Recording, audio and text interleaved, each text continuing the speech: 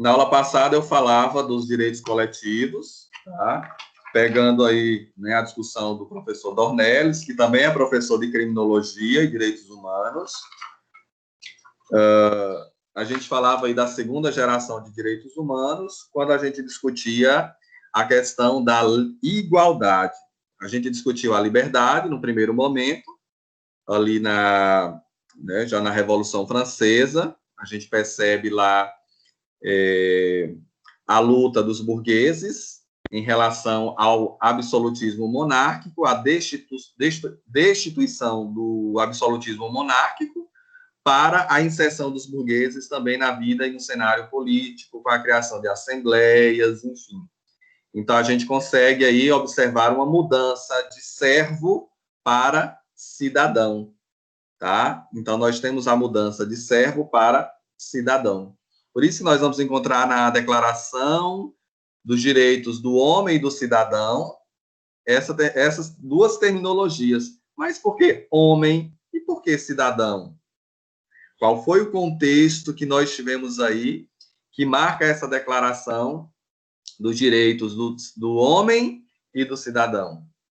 Porque a gente vai perceber aí uma condição histórica de direitos naturais, e esses direitos naturais eles passam a ser reconhecidos pelo Estado. E aí serão agora direitos positivados, como o direito à vida, à propriedade, tá? À liberdade, à igualdade, tá? Embora a gente fale aqui nessa divisão, né, de gerações, mas a gente vai perceber que esses direitos naturais eles estão relacionados num contexto, tá? Ainda que a gente fale, mas ali o direito de primeira geração, a liberdade, mas a igualdade também estava ali naquele contexto. Mas qual foi a discussão que predominou? Qual foi, digamos assim, o direito fundamental que estava em evidência ali? Então, por isso que, didaticamente falando, a gente tem essas divisões que alguns autores não gostam muito de utilizar, as fases dos direitos humanos, as gerações dos direitos humanos. Mas é apenas um marco histórico para a gente tentar entender aí esses direitos humanos como uma conquista civilizatória, tá? Então, vamos lá, eu gostaria de saber se vocês têm alguma dúvida do conteúdo passado, que foi gravado. Alguém teve a curiosidade de assistir ao filme, de pesquisar, de verificar o que significa esse germinal, quais eram as classes sociais que estavam nesse contexto, quais eram os direitos humanos que estavam em voga aqui. Alguém gostaria de comentar algo? Professor, não encontrei o filme. Não encontrou? Não. Eu disponibilizei, só foi o trailer. Ele, né? Eu tenho esse filme no meu computador, mas eu também procurei na internet e não encontrei. Mas eu baixei na época da internet, não sei se foi no YouTube, e aí eu fui procurar, não localizei. Mas uma pessoa mais esperta aí na tecnologia acho que consegue achar esse filme em algum site, enfim, mas vale a pena assistir. Milena fez uma pergunta interessante para mim, e eu gostaria que Milena retomasse essa pergunta, Milena, porque pode ser dúvida dos outros colegas. Quando você falava lá da Revolução Francesa, você gostaria de falar? Certo, deixa eu só pegar ela aqui, que eu não lembro direito mais não. Pode perguntar? Pode. Em relação à segunda geração dos direitos humanos, ela acontece pós-Revolução Francesa. Então, pode-se dizer que essa revolução só atendeu aos interesses burgueses, pois o proletariado passa a ser explorado. Então, essa garantia de direitos humanos se deu apenas aos burgueses? Essa é a pergunta, não foi, Milena? Isso, aí eu fiquei um pouco em dúvida na questão cronológica, né? Porque... foi isso. Porque, assim, a pergunta de Milena incorre justamente nesse contexto da Revolução Francesa, né? Então, historicamente falando, nós temos aí um movimento que vai se desencadear por essa questão de lutas, né, digamos assim, civis e políticas, porque a gente vai observar isso, que a primeira geração de direitos humanos marca, né, essa conquista tanto de direitos civis quanto direitos políticos. Então, o que nós vamos encontrar em evidência na Revolução Francesa é a luta da burguesia, tá, para tentar destituir a monarquia, que é o antigo regime, que concedia privilégios ao clero, à nobreza, não era isso? Né? O clero e a nobreza tinham vários privilégios, poderiam aí ficar isentos de pagar impostos, poderiam aí acumular propriedades, bens, ao passo que a burguesia tinha uma limitação, mas era uma classe que estava em ascensão. Eu até coloquei aqui no slide uma classe que estava em ascensão, que era a questão, né, industrial, comercial, e o próprio conceito do dicionário vai colocar aqui, olha, uma classe social que surgiu na Europa com o desenvolvimento dos burgos medievais, que eram as cidades que se desenvolviam, e o influxo do comércio na sociedade feudal. Por isso que eu falo que a primeira geração de direitos humanos marca essa mudança de servo para cidadão. Então, agora eu sou um sujeito de direito. Eu conquistei direitos civis e direitos políticos. E seguindo o conceito, diz assim, e que principia a gozar com seu enriquecimento de crescente liberdade e poder, passando a dominar sociopolítica e economicamente as outras classes, a partir da Revolução Francesa. Então, quando a gente fala em burguesia aqui nesse contexto, nós estamos falando de uma classe social que buscava crescer, que buscava espaço na política e, obviamente, buscava aí, atingir os seus próprios interesses. Então, quando definitivamente a burguesia ela consegue ascensão política através da criação de assembleias, né, através da inserção no cenário político, agora nós vamos observar que é a burguesia que vai dominar. Olha só, de pequenos comerciantes, eles passaram a ser grandes donos dos meios de produção, das indústrias, das máquinas. Então, essa classe, ela chega ao poder. Então, o que vai marcar aqui a primeira geração de direitos humanos, na pergunta da Milena? Vai marcar justamente essa ascensão da burguesia no cenário político. Então, com a ascensão da burguesia no cenário político, nós vamos ter aí conquistas de direitos humanos. Só que uma outra classe, ela vai surgir com a questão aqui, né, do capitalismo, porque nós temos aqui um avanço do capitalismo muito grande, a questão nós vamos ver aí a Revolução Russa, a Revolução Industrial, obviamente nós vamos ter uma outra classe que vai vender a sua força de trabalho, que é a classe proletária ou operariada, e é essa classe que, de alguma forma, não conquistou direitos com a burguesia, tá? Então, quando a burguesia passa a ser uma classe dominante do sistema capitalista, então essa burguesia, por isso que vem de burgo, burgo significa cidade, e quando a cidade ela se desenvolve, o comércio se desenvolve, a indústria se desenvolve, a economia se desenvolve, e quem é que estava concentrando toda essa administração aí econômica? A burguesia, que era a classe de comerciantes que se ascende economicamente e politicamente também falando. Então, agora nós temos uma nova ordem. Então, a Revolução Francesa marca a chegada da burguesia no poder. E, obviamente, nós vamos ter aí a evolução do capitalismo, e esse capitalismo selvagem, dominante, né? Porque uma classe vai estar numa condição extremamente privilegiada, conquistou o espaço, que foi a burguesia, enquanto que a classe proletária ela vai estar na condição de subserviência mesmo, subalterna, porque é a classe que vai vender a sua força de trabalho. É aí que entra o Germinal de Émile Zola, né? Émile Zola, ele conviveu com pessoas que estavam trabalhando, né, em mineradoras, e ele percebeu como que essa classe ela era uma classe subalterna, né? E que vivia em condições de trabalho desumanas.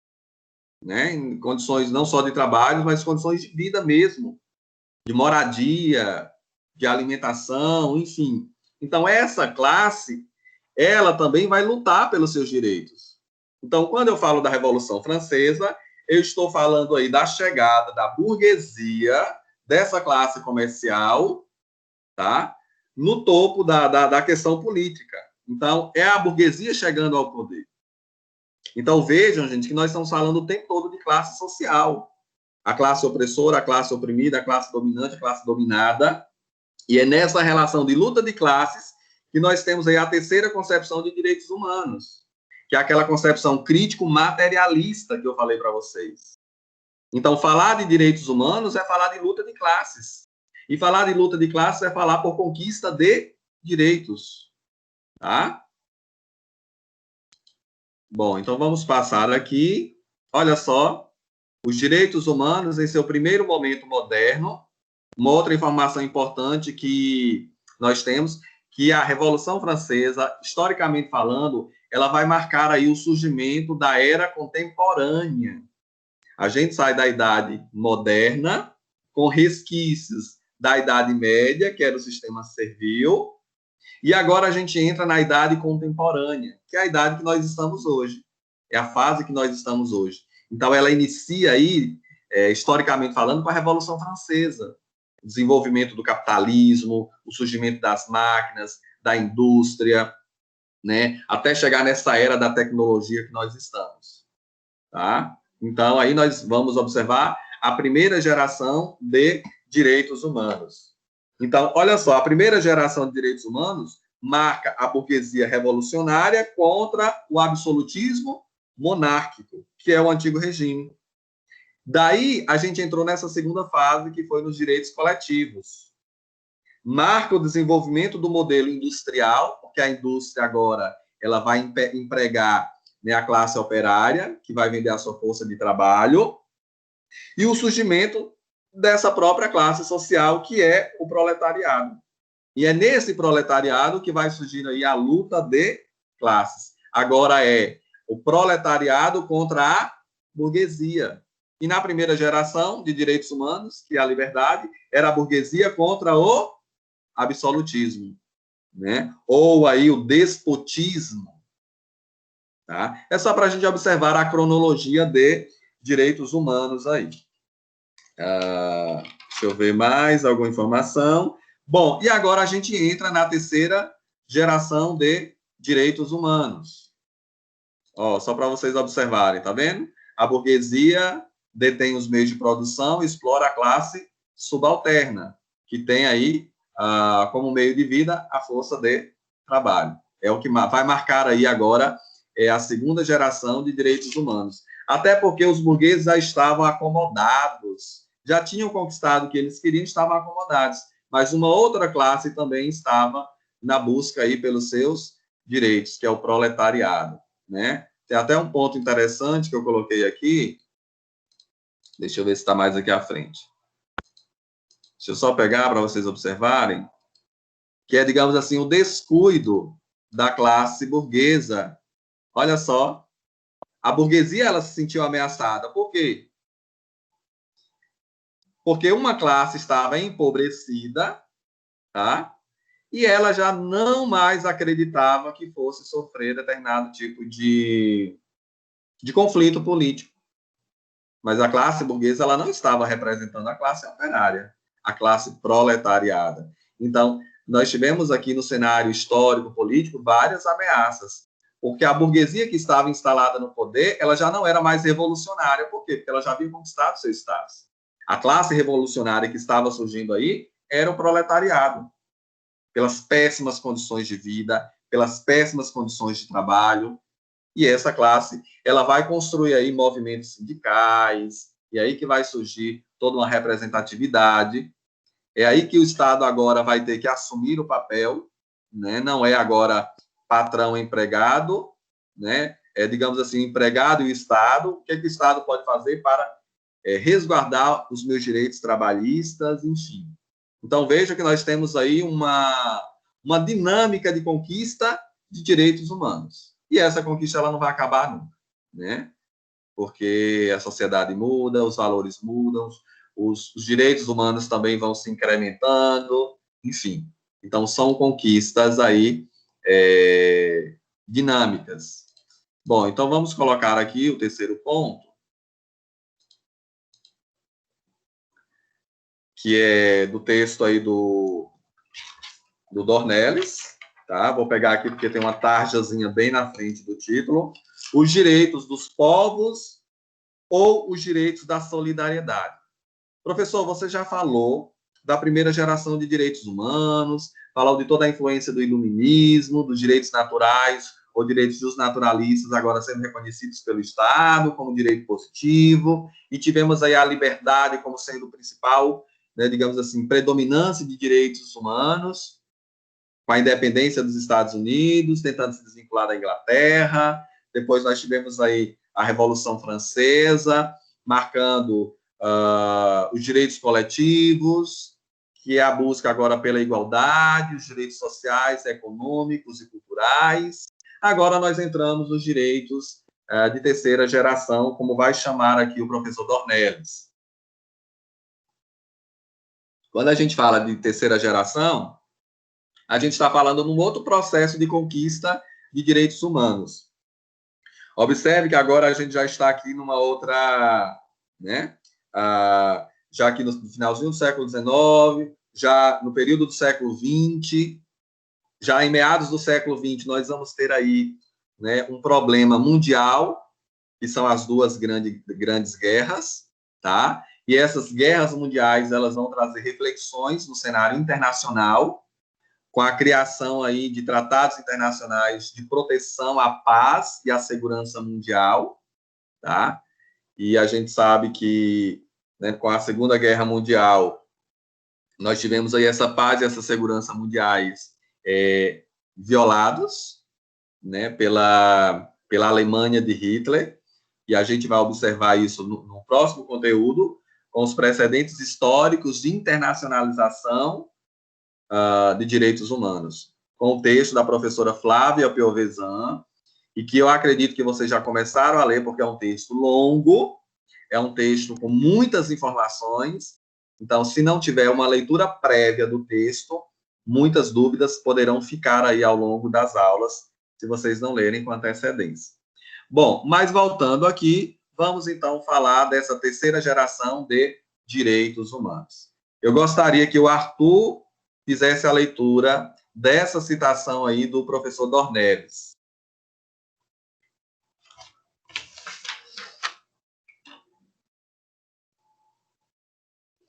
Arthur? Está sem microfone, ok. Vamos ver em outra pessoa, que eu não vi a voz hoje. Eu estou achando pouca gente aqui na sala, viu? Ana Vitória, lê para a gente.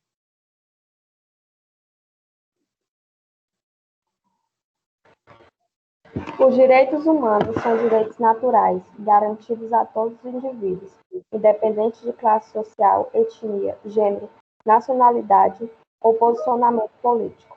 Na definição das Nações Unidas, consiste em garantias jurídicas universais que protegem indivíduos e grupos contra as ações ou omissões que atentem contra a dignidade humana.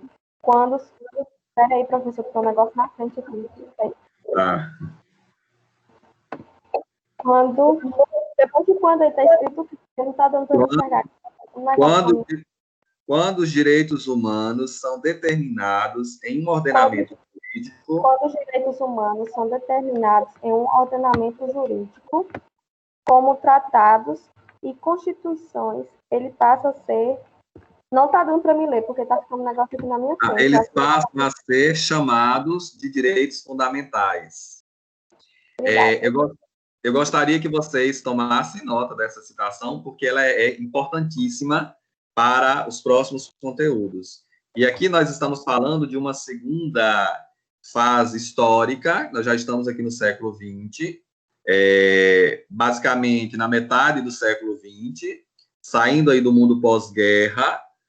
Nós temos aí agora a consolidação das Nações Unidas, a gente vai falar muito de ONU, a Organização das Nações Unidas, ou apenas Nações Unidas, que é estabelecer aí, né, esses acordos de paz, os países tentando estabelecer uma aliança, efetivar, na verdade, essa aliança que foi feita ainda na década de 1920, né, com a questão lá da Primeira Guerra Mundial. Então, a Liga das Nações não funcionou, né, tanto é que nós tivemos aí o surgimento da Segunda Grande Guerra Mundial, dizimando 6 milhões de judeus.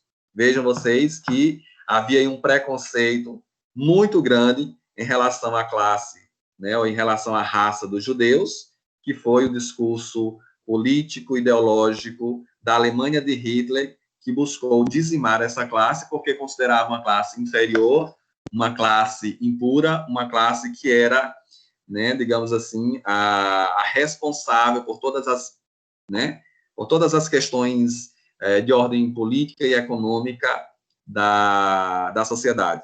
Infelizmente, nós tivemos aí esse louco no poder e que conseguiu, com o seu discurso, estabelecer aí a Segunda Grande Guerra Mundial.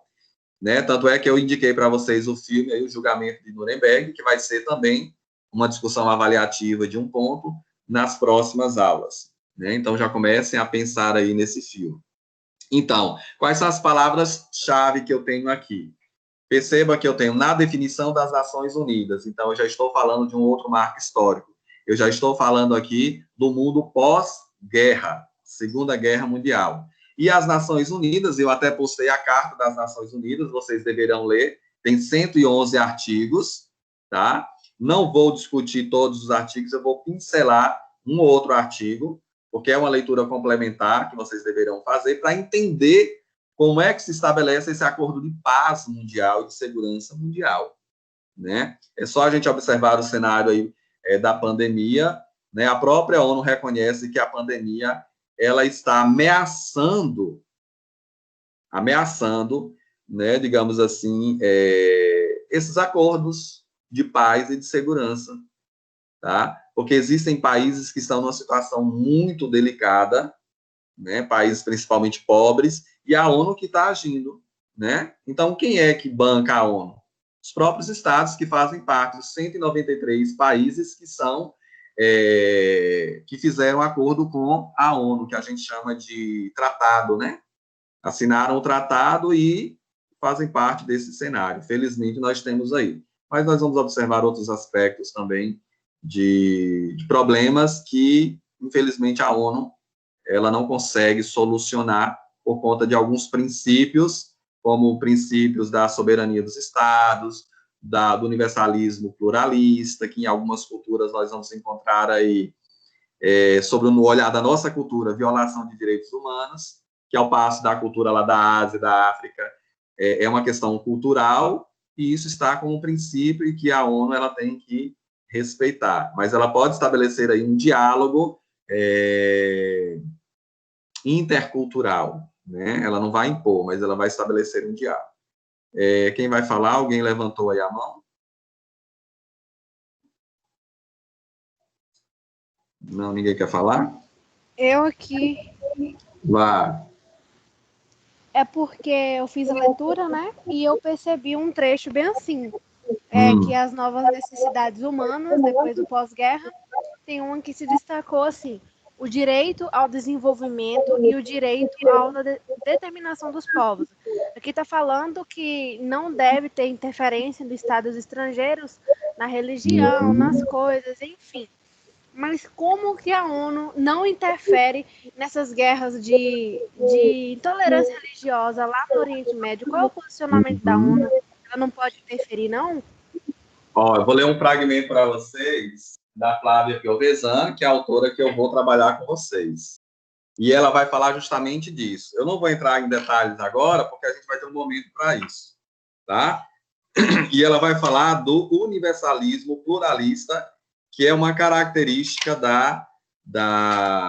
uma característica não, que é um princípio internacional, quando os países eles fazem parte da ONU ou de qualquer outro tratado internacional, né, esses próprios órgãos internacionais, eles precisam respeitar esses princípios. E a Flávia Piovesan diz isso, né, já que nós estamos já no mundo pós-guerra, e você falou do desenvolvimento. Por que a gente fala do desenvolvimento? Porque agora os países, com a Revolução Industrial, com o crescimento, desenvolvimento, nós vamos encontrar aí agora uma característica da era das multinacionais. Anotem isso. O que significa essa era das multinacionais? São empresas que têm, né, o seu país de origem e ela vai construir outras filiais em outros países e, consequentemente, o desenvolvimento econômico e a aproximação desses países no mercado mundial vão acontecer. Só que agora nós vamos ter outras ameaças que vão interferir nos direitos humanos. A gente chama de direitos difusos, né, que a gente não pode dispor dele. Por exemplo, a questão ambiental. Vamos pensar nas queimadas. Olha o prejuízo que isso não vai trazer para uma coletividade. A questão climática. A questão do ar que nós respiramos.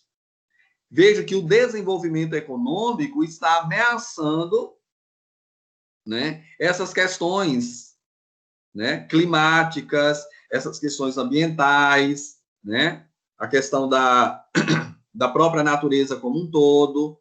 Então, vejam que, com o desenvolvimento da sociedade, nós temos agora outras questões a serem discutidas. Então, hoje, os tratados internacionais que versam acerca de direitos humanos estão inserindo também essas questões de ordem ambiental, porque isso interfere na vida do homem, na qualidade de vida do homem. Um ar poluído, por exemplo. O ar é direito de todos, tá? Então, com o desenvolvimento dos países, com a questão aí, né, da era das multinacionais, dessas empresas, das suas filiais, isso pode desencadear sérios problemas também. Tem os pontos positivos e os pontos negativos, mas a gente percebe que o homem, com a sua ambição, tende a mais explorar aquilo que a natureza produz do que tentar preservar. Mas, voltando aí à fala da colega, um princípio de direitos humanos no âmbito internacional é o universalismo pluralista. Por exemplo, não sei se é na Somália, que a cultura diz que a mulher ela passa por um processo bem constrangedor, né? Que é a questão da... gente, eu até anotei. Como é que dá o nome? Que tem toda uma interferência no órgão genital feminino, é como se evitasse a questão do desejo, né, da mulher. Enfim, eu esqueci o nomezinho que dá para isso, mas, enfim, é uma questão que fere direitos humanos. Mas a primeira questão que nós vamos observar... Oi? Mutilação? Isso, a mutilação feminina. Né? Se a gente olhar pelo olhar da nossa cultura, a gente vai achar isso o quê? Bárbaro e desumano. Mas para a cultura desse povo, é uma atividade normal. Né? Claro que a cultura é tudo aquilo que o homem produz e a cultura ela é dinâmica. Mas em países fechados, esse dinamismo ele é muito lento. Então, Flávia Piovesan diz assim, para esses casos, na medida em que todas as culturas possuem concepções distintas de dignidade, tá vendo? A dignidade para eles aí é outra coisa. Para a gente já tem um outro olhar.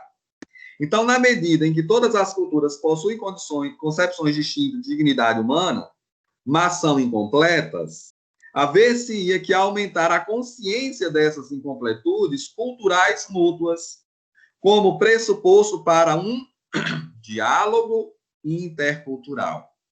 É isso que os órgãos vão estabelecer, diálogos interculturais. A construção de uma concepção multicultural dos direitos humanos decorreria desse diálogo intercultural. Então, veja que a cultura é um princípio fundamental, supremo, que os órgãos internacionais vão proteger. Depois eu vou falar do princípio de reserva, que quando o Estado ele assina um tratado, ele vai dizer o seguinte: olha, ONU, a gente tem a pena de morte como uma política punitiva do Estado, está na nossa legislação. Só que a ONU, ela não tem a pena de morte como um elemento, digamos assim, coerente para o sistema punitivo. Só que a ONU ela vai respeitar. Ela vai dizer, olha, se seu Estado já tem na sua legislação a pena de morte como uma política punitiva, vai ser um princípio de reserva. Isso quer dizer que a ONU ou os tratados internacionais dos quais esse país faz parte não vai interferir, mas vai estabelecer alguns critérios para essa política de pena de morte ou a prisão perpétua. Agora, aqueles estados que não têm, por exemplo, o Brasil, e aí, digamos que o Brasil agora quer adotar a pena de morte, como nos Estados Unidos. Por um viés internacional de direitos humanos, não tem como. E não só por isso, pela nossa própria Constituição, né? Alguns vão entender que isso fere um princípio fundamental. Então, assim, não é só pensar e dizer eu quero e a gente vai realizar. Vamos verificar os tratados internacionais que nós assinamos e a gente precisa respeitar, tá? Mas essa discussão a gente vai trabalhar lá na frente. Nós vamos tentar entender aqui como que esses direitos humanos, no século XX, em meados do século XX, com o desenvolvimento industrial, com a criação de empresas no âmbito multinacional, vão interferir agora no que nós chamamos de paz mundial, segurança mundial, saúde numa perspectiva, né, global, quando há interferência na natureza. Então, essa terceira geração que a gente vai pensar aqui. Olha só, ampliação do conteúdo dos direitos fundamentais da pessoa humana, resultado das diferentes lutas sociais e das transformações socioeconômicas. Quando a gente falava da Revolução Francesa, a gente estava falando ainda de um embrião que era o desenvolvimento do sistema, digamos assim, capitalista, como sendo consequência do surgimento das máquinas, das indústrias. Vejam que ali eu tinha um embrião. Só que agora esse embrião ele já se desenvolveu, ele já se desencadeou, e agora a gente já está numa outra transformação política, social e econômica, né, do Estado.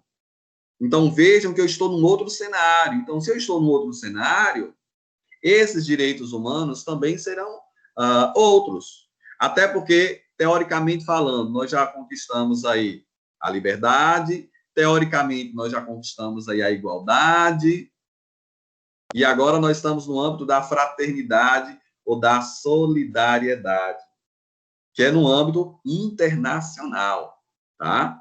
Olha só, reivindicações e lutas democráticas e populares específicas, expressão dos anseios do homem, né? Que não deixa de existir, que não deixou de existir na conquista civilizatória anterior e que não vai deixar de existir, né? O homem está sempre buscando, né, conquistar os seus direitos, os seus anseios e ter aí o princípio da dignidade da pessoa humana respeitada.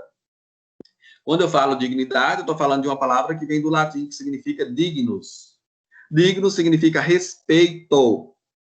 Quando eu falo de dignidade, eu estou falando de respeito. Respeito à liberdade de expressão, respeito à liberdade de crença, respeito à liberdade de posicionamento político, respeito à liberdade do direito de ir e vir, né?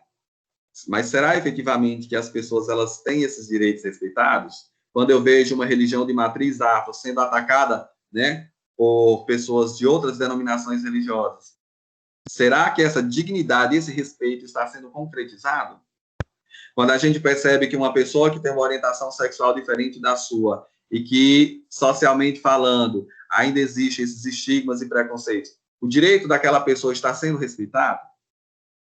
Quando eu digo que, mas pessoas que moram nesse lugar são pessoas que são bandidas, são pessoas criminosas, eu estou respeitando o espaço do outro, geográfico? Não. Então, que dignidade é essa, que é um princípio supremo da nossa Constituição e que está aí nos tratados internacionais? Então, o que os tratados internacionais querem fazer é efetivar esses direitos e verificar se os países que fazem parte desses tratados estão protegendo ou não os direitos humanos. É esse o papel. Só que daí a gente vai analisar outros elementos, né? A gente vai analisar aqui o princípio da soberania dos estados, né? Que a gente vai chamar aí da autoidentificação, né, dos povos, ou melhor, da autodeterminação dos povos. Isso quer dizer que cada país tem a sua autonomia para criar o seu sistema de governo, né, para estabelecer aí suas marcas culturais, mas até que ponto certos países que fazem parte desses tratados não aproveitam desses critérios para ferir direitos humanos.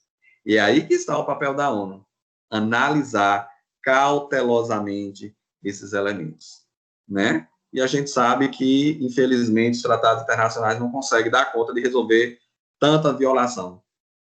É só observar no nosso país quantas violações de direitos humanos nós encontramos aqui, e que o Estado, ou ele se faz negligente, ou ele, né, é lento para resolver esses problemas, porque envolvem minorias, porque envolvem discursos que vão de encontro aos interesses políticos. Vamos pensar aí no caso Marielle Franco. Quem era Marielle Franco?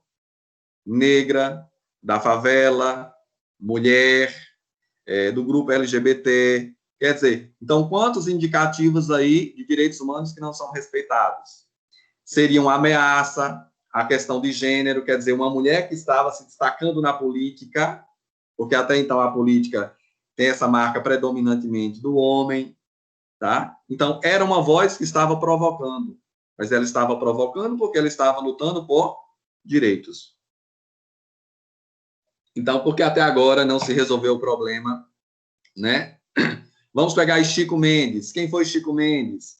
Vamos pegar aí a Freire Dorothy, que foi assassinada quando ela defendia pessoas simples que moravam, né, numa comunidade rural, e que essa comunidade rural ela estava sendo o quê? Alvo de invasão de, não sei se era madeireiros. São vozes que representam esses grupos, né? E quando elas representam esses grupos, elas são ameaçadas. Agora nós temos aí um padre, como é que é o nome dele? Do Rio de Janeiro, que ele trabalha com a população em situação de rua, né? E que ele está sendo ameaçado de morte, porque ele está realmente provocando aí um desconforto para o Estado que não assume o seu papel com a população em situação de rua, né? Então, quer dizer, ele é uma voz, ele é uma representação dessas pessoas que não têm representatividade na sociedade.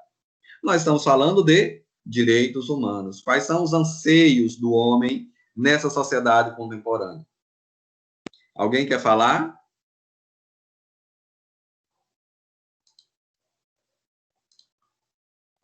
Ninguém quer falar, ninguém quer perguntar. Professora Delvânia está na sala, que eu estou vendo aí, pelo menos está online. Não sei se ela está aqui assistindo a aula também. Pelo menos ela está online. Ou ela está dando aula, ela está aqui também assistindo. Então, minha gente, é isso. Olha essa imagem. Essa imagem, ela nos revela o quê? Eu estou com uma tarjazinha aqui também, eu não consigo tirar, que fica bem no textozinho da frase. Aí vai falar do desenvolvimento dos direitos dos povos, numa perspectiva internacional. Vejo que na terceira geração nós estamos falando dessa aliança de países. Por que um país entra em conflito com o outro? Imagine se nós não tivéssemos a ONU, se nós não tivéssemos a Organização dos Estados Americanos, a Organização dos Estados Europeus, a Organização dos Estados Africanos, que são sistemas regionais que a Carta da ONU diz, né, que podem ser criadas para melhor efetivar os direitos humanos. Então, percebam aí que eu estou falando do mundo pós-guerra. Eu estou falando agora dos grandes problemas que o mundo pós-guerra, ou que a Segunda Grande Guerra Mundial deixou para a sociedade.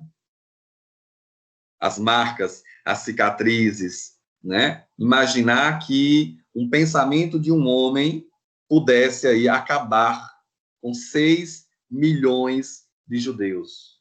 Construir campos de concentração, a medicina fazendo teste com judeus, né? Para verificar aí até que ponto, né, o corpo humano suportaria a temperatura, amputava a perna de judeus para fazer estudos. Quer violação maior do que essa? né, que nós tivemos, e quantos direitos não estão sendo violados ainda hoje? Então, são reflexões que a gente tem que fazer, e a disciplina, ela está aí para nos provocar essa reflexão, né? Quando a gente pensa que nesse período nós tivemos aí um nacionalismo contínuo e exacerbado de Hitler, nós tivemos o desdém pelos direitos humanos, nós tivemos aí uma supremacia, né, digamos assim, no posicionamento militar, nós tivemos aí um machismo desenfreado, nós tivemos aí, né, a mistura de governo com religião, né, desprezo pelas artes e pelos intelectuais.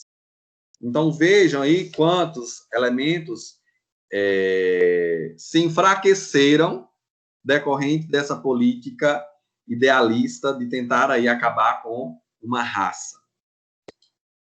Bom, e aí a gente faz essa análise dessas 3 gerações de direitos humanos. Professor, existem outras? Sim. Se a gente pegar aí, a gente vai chegar, alguns autores vão dizer que nós temos até a 5ª geração de direitos humanos. Porque os direitos humanos não são estáticos, eles são dinâmicos. E conforme a sociedade vai mudando, a questão econômica vai mudando, os direitos humanos também vão sendo outros.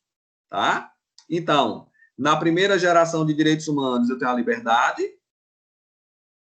direitos civis e direitos políticos. O que seriam esses direitos civis, professor? Aqueles direitos naturais que a gente discutia lá, motivados pelo pensamento iluminista, direito à vida, à propriedade, né? O direito à própria liberdade, que não deixa de estar aqui, como direito natural. E esses direitos, eles passaram a ser reconhecidos pelo Estado, que é o direito positivo agora. Na segunda geração, o que vai predominar aí, claro, na primeira geração, liberdade, o homem deixa de ser servo e passa a ser cidadão. Por isso que a Declaração de 1789 vai dizer da Declaração Universal dos Direitos do Homem e do Cidadão. Qual é a diferença de homem para cidadão? Homem aí no sentido de ser humano. Porque o homem, ele é detentor dos direitos naturais. O cidadão, ele é detentor dos direitos naturais positivados pelo Estado, reconhecidos pelo Estado.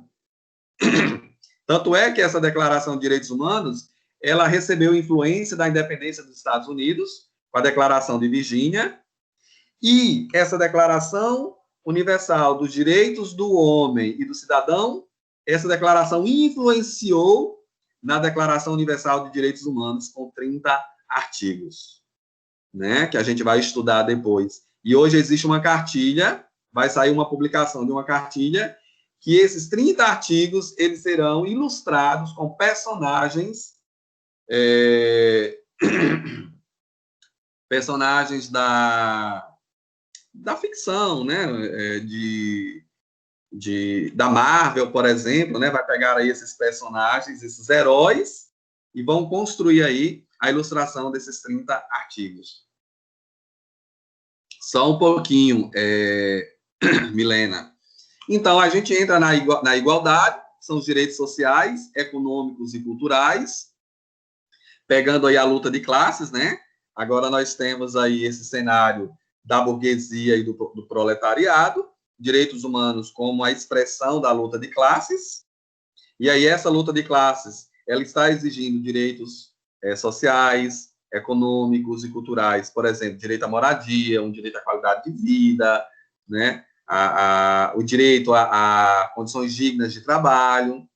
E aí, por fim, a gente entra nessa terceira geração que nós estamos discutindo. Então, a terceira geração, ela se consolida com o mundo pós-guerra. Metade do século XX, 1950, saindo do mundo pós-guerra, o que agora nós vamos ter para estabelecer a efetivação dessas alianças, os tratados de paz, da segurança mundial.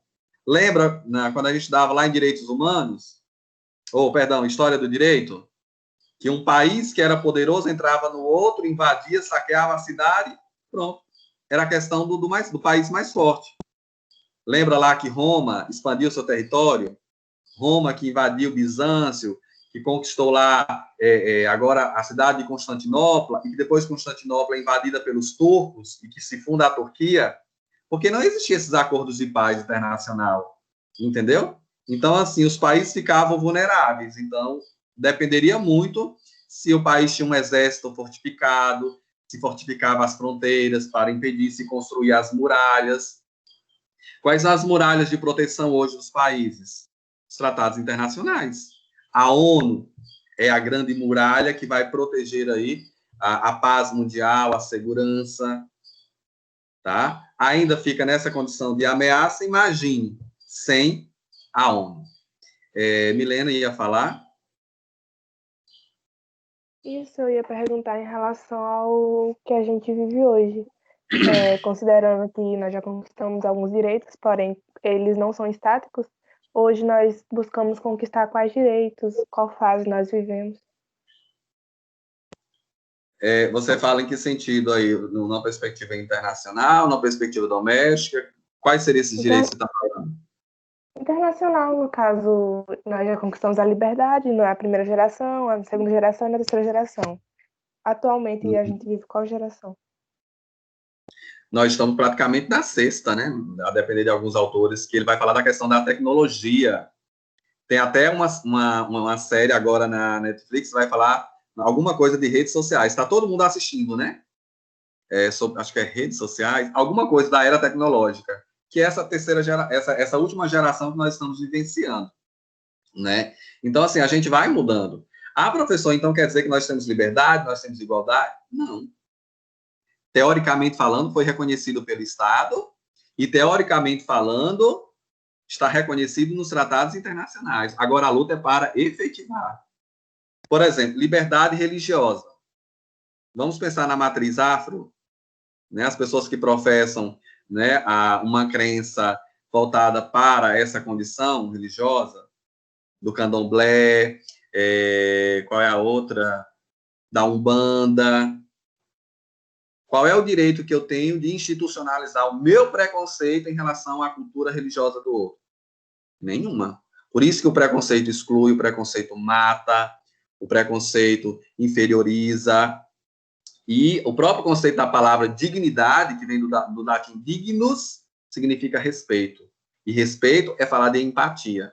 É respeitar a liberdade do outro, as escolhas do outro, as condições do outro.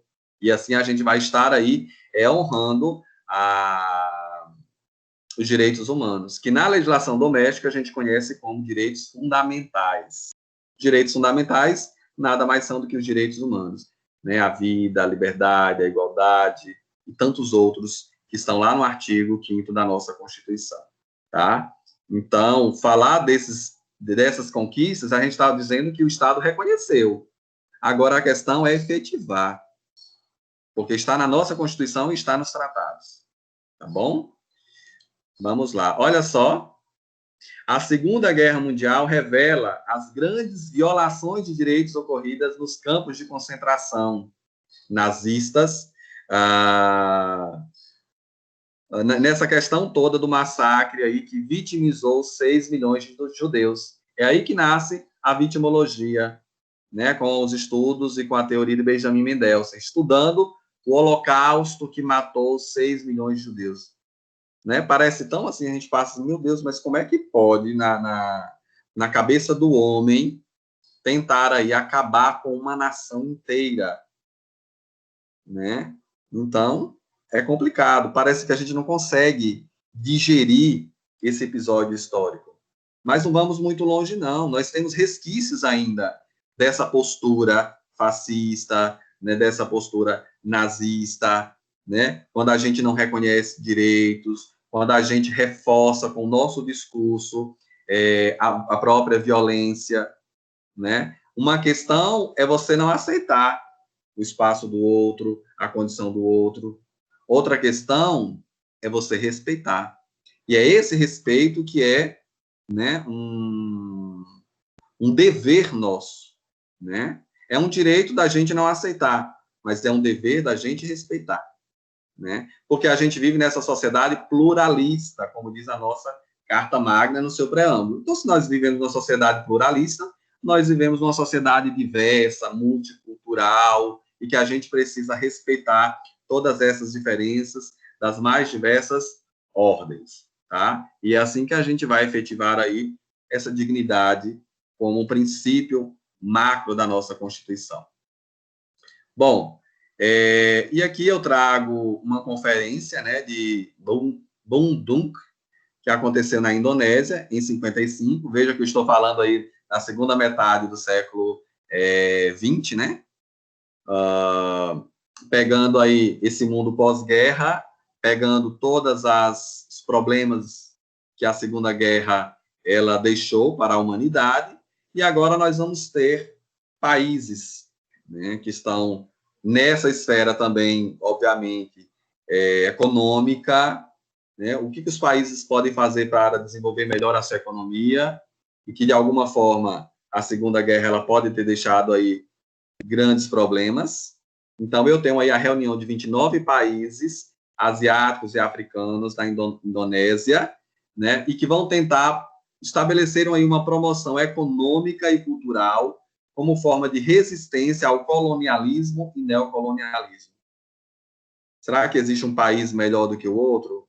Por que os Estados Unidos têm que ser referência? Por que existem alguns preconceitos em relação a alguns países, né? É isso que a ONU vai tentar trabalhar, né? A ONU agora comemorando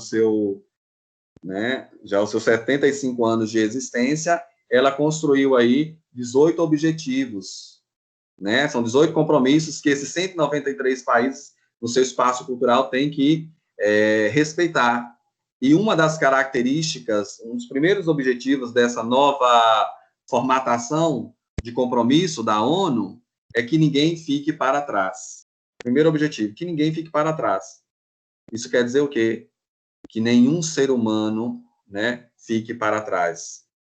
E aí é se pensar nesses direitos numa perspectiva universal, internacional, a condição da mulher no cenário internacional, a condição do índio no cenário internacional, a condição do negro, a condição do deficiente, tá? Em todas essas perspectivas. Então, essa conferência, ela faz um mapeamento, né, para estabelecer aí uma nova forma política e global do terceiro mundo. Terceiro mundo que já está na fase, né, dessa revolução industrial, desse capitalismo aí que engole muita gente, nessa essa relação capitalista. E agora, o que os Estados podem fazer para se fortificar? E aí que entra a questão da era das multinacionais, das empresas. Quantas empresas estrangeiras nós não temos no nosso país? O que é que eles querem, né? E quantas empresas, digamos assim, nossas empresas brasileiras não estão também fora? É estabelecendo essa relação que transcende, né, o país.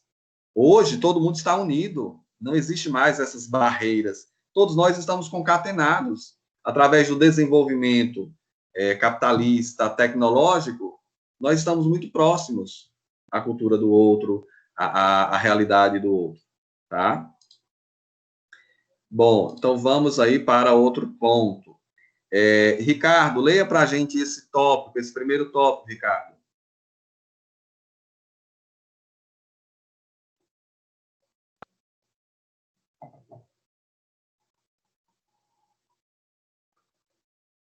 Ricardo, está com áudio?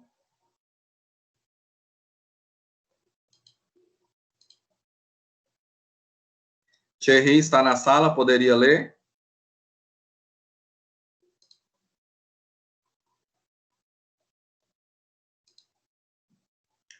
Vamos lá. Vamos participar. Lembrando que a participação vale pontuação. Williane.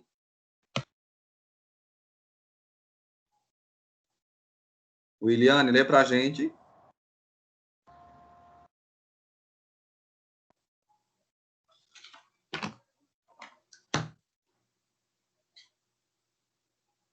O período que vai de 1945 até os fins das décadas de 1960 foi marcado por um grande impulso econômico com base no capital das grandes multinacionais e com a ampliação do uso intensivo das fontes de energia e dos recursos naturais de todas as regiões do mundo. Tal modelo de desenvolvimento ampliou a níveis inimagináveis o quadro de destruição ambiental, afetando principalmente os países do terceiro mundo. Ok. Então, veja que nós estamos falando da era das multinacionais. Quer dizer, cada país pensando no seu desenvolvimento econômico. Não lembro aí dessa questão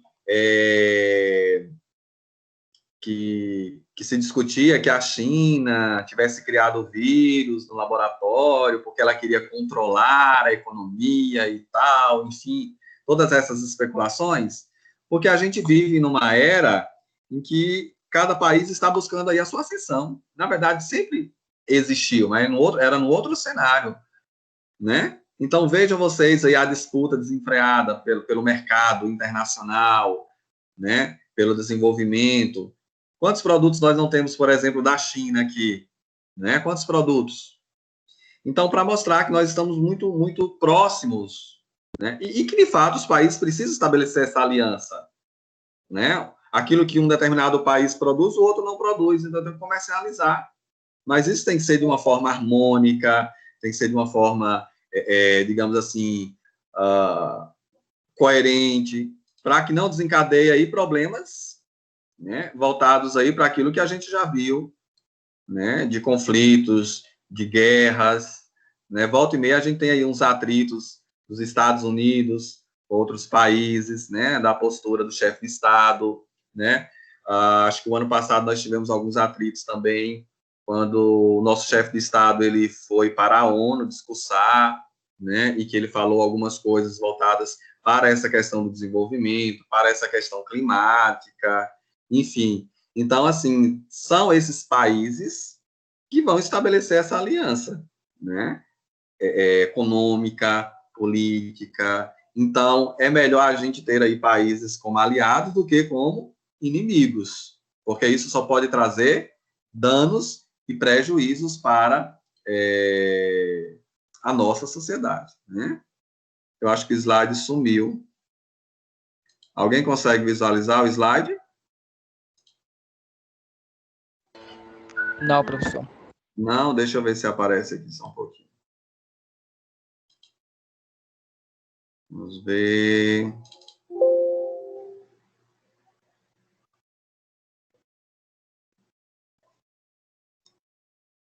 Então, é só para vocês observarem que essa terceira geração que nós estamos discutindo é essa fase, né, de se pensar nas questões climáticas, né?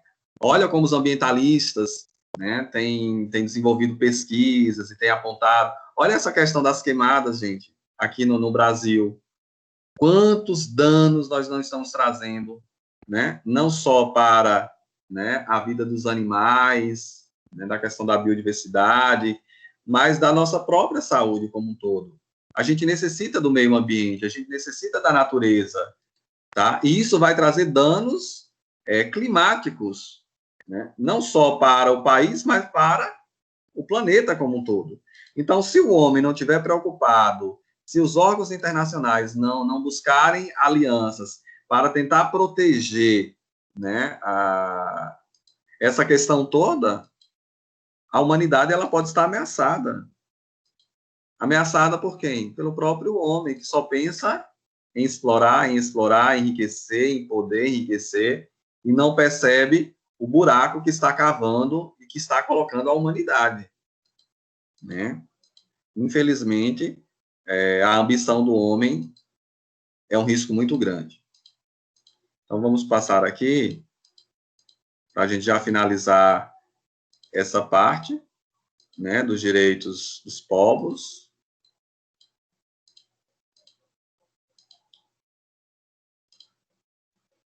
Vou passar aqui.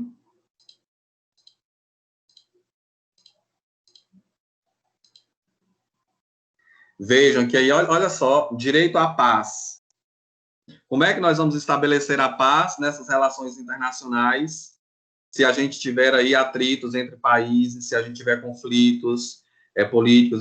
Claro que conflitos existem, mas que não ameacem a paz mundial, a segurança mundial. Por isso que a ONU está aí. Ela surge justamente desse período do pós-guerra, quando a Liga das Nações ela não foi eficaz para evitar aí a Segunda Guerra Mundial. Então, a ONU ela está aí nos representando. E a ONU ela tem 18 agências especializadas, quer dizer, em cada assunto a ONU tem um órgão. Por exemplo, a Organização Mundial da Saúde, a OMS, é um órgão da ONU, é uma agência especializada da ONU. Então, tudo que diz respeito à OMS, ou tudo que diz respeito à saúde, essa agência especializada da ONU vai atuar. Em termos de educação, nós vamos ter aí a Unicef. Em termos de refugiados, nós vamos ter aí um órgão. Em termos econômicos, nós vamos ter o Fundo Monetário Internacional, FMI. Eu tenho 18 questões ambientais específicas, eu tenho um determinado órgão. Que nas próximas aulas eu vou citar esses órgãos. Quer dizer, cada órgão tem sua competência para que a ONU possa efetivar esses direitos. E com a criação dos sistemas regionais, melhor ainda. Porque imagine aí a ONU ter que administrar a Ásia, a África, a Oceania, a Europa, as Américas.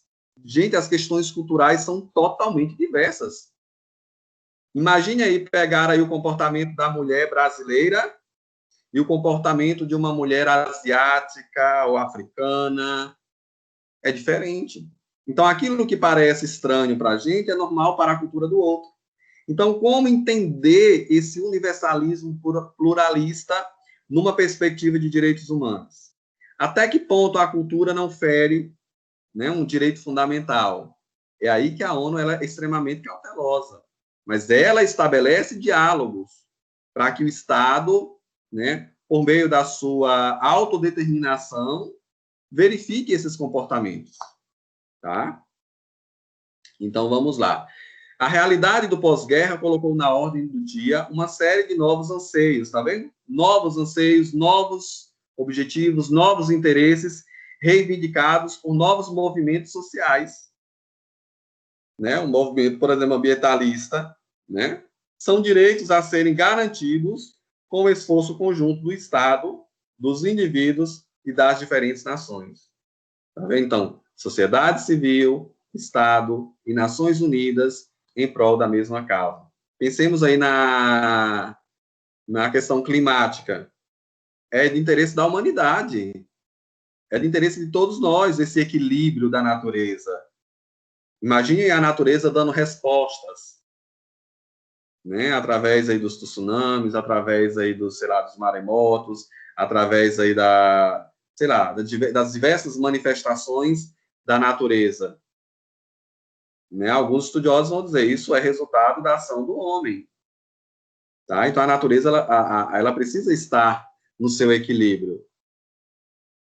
Direito ao desenvolvimento e o direito à autodeterminação dos povos, tá vendo? Então, essa autodeterminação dos povos incorre na autonomia de cada país em determinar na sua legislação os seus interesses, os seus direitos, tá? E cada país tem a sua legislação.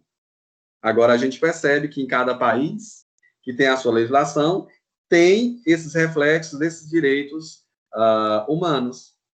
A gente pega aí a Declaração Universal dos Direitos Humanos, a gente vai encontrar na nossa legislação e na legislação de tantos outros países. Por quê? Porque os países fazem parte da ONU. Né? Então, se a gente pega a Constituição de 1988, lá no seu artigo 5º, inciso 1º, a gente vai encontrar aí, ipsis literis, o artigo da Carta das Nações Unidas, ou, perdão, da Declaração Universal dos Direitos Humanos. Tá? Então, é só para a gente pensar e para a gente refletir mesmo como é que se conquista e como é que se estabelece aí esses anseios pelos direitos humanos.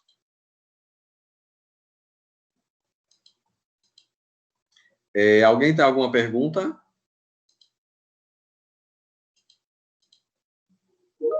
Eu gostaria de ouvir vocês. Ah, tá. A internet do Thierry está oscilando, né? Certo. Vamos lá, minha gente? E aí, chegamos praticamente no finalzinho do primeiro conteúdo.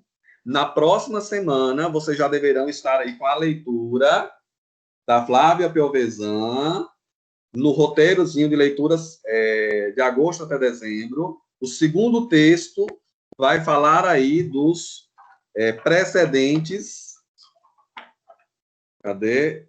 Históricos do processo de internacionalização e universalização dos direitos humanos. Sabe quantas páginas vocês terão para ler?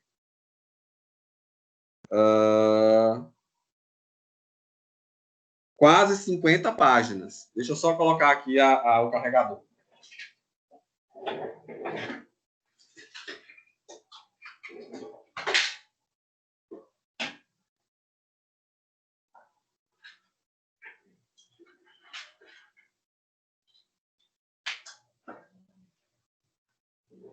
Pronto. Vocês terão quase 50 páginas para lerem desse livro que está no AVEF e que tem também em PDF, que já foi disponibilizado no grupo.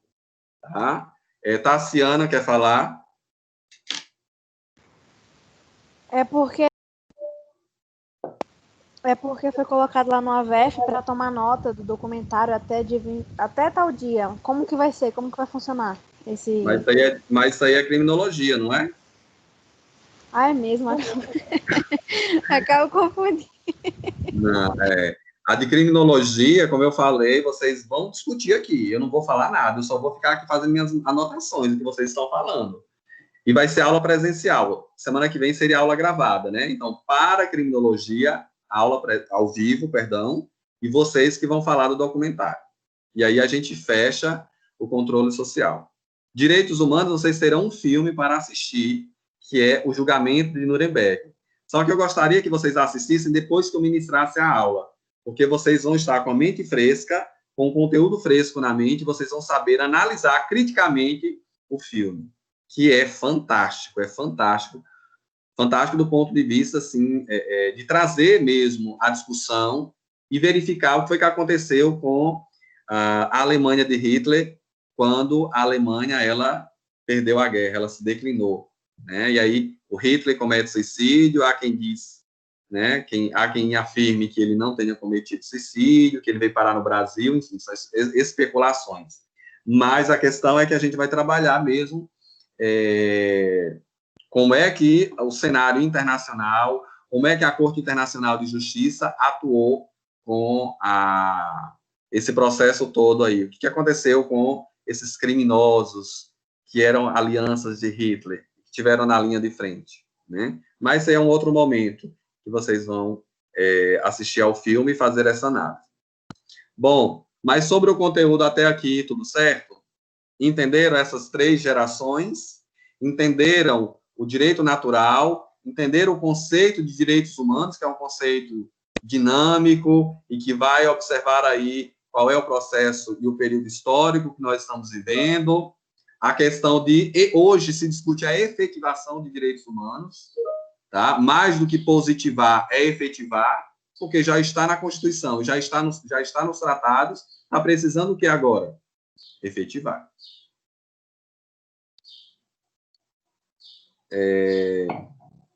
Eu vou colocar aqui, então, nós ainda temos um tempinho, eu vou colocar aqui a declaração, qual é a que eu pensei?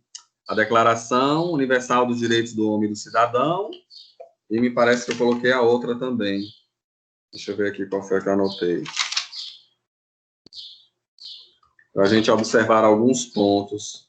Ah, tá. A Declaração dos Direitos do Bom Povo de Virgínia. Vou colocar essa daqui rapidamente, só para vocês observarem. Eu acho que coloquei no AVEF também, mas eu não sei se todos fizeram aí uma leitura, até porque é um texto curto, né? Não é um texto longo, então ele não cansa. Vamos ver se eu acho aqui, direitos humanos.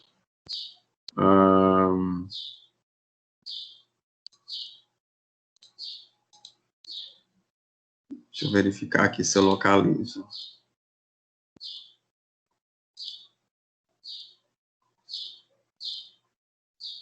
Será?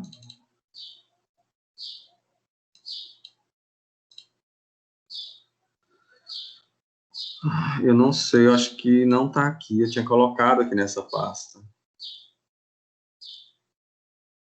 Deixa eu só colocar aqui. Declaração. Ah, pronto.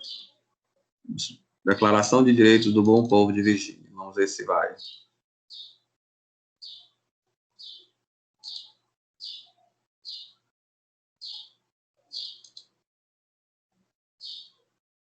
Aqui não foi. Deixa eu tentar de novo. Se vocês quiserem fazer alguma pergunta enquanto eu localizo aqui, fique à vontade, viu?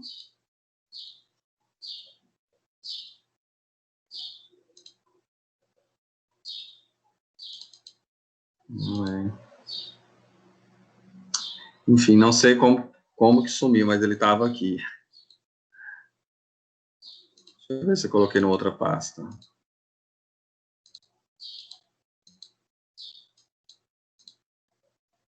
Bom, mas enfim, era só para mostrar para vocês que tanto a declaração, né, de Virgínia, que vai falar da independência dos Estados Unidos, quanto a Declaração Universal dos Direitos do Homem vão trazer aí essa discussão, né, que está na nossa própria Constituição e que está nos tratados. Eu tenho aqui, eu vou pegar, porque eu tenho um livro, mas eu queria exibir para vocês. Infelizmente, não deu certo. Deixa eu só pegar aqui. Tem no AVEF, não tem não, prof? Tem. Declaração de Direitos do Bom Povo de Virgínia. E será que alguém consegue exibir? Não, né? Será que alguém daí consegue exibir? Eu acho que não. Não, né? Pior que eu não sei como é que eu faço aqui para pegar. Eu a localizei aqui, mas não estou conseguindo projetar. Eu acho que a gente consegue compartilhando. Tem como compartilhar o conteúdo. Se alguém conseguir compartilhar aí, tentar compartilhar. Eu não, acho que tem que pedir autorização aqui, né? Aí eu vou e autorizo. Veja se alguém consegue compartilhar aí. Deixa eu só ver se eu localizo aqui no livro. Vamos ver. Na segunda parte do livro da própria Flávia Piovesan, ela traz anexos. E os anexos são todos os pactos, declarações. Então, toda vez que vocês se depararem com o termo pacto internacional, acordo internacional, declaração, carta, tratado, é tudo a mesma coisa, tá? Então, são tratados aí entre países que têm um único objetivo, tá? Protocolo. Vamos ver aqui, alguém está pedindo alguma... Ah, tá. Só que isso a gente vai trabalhar depois, né? O conceito de tratado, enfim. Eu não estou localizando aqui.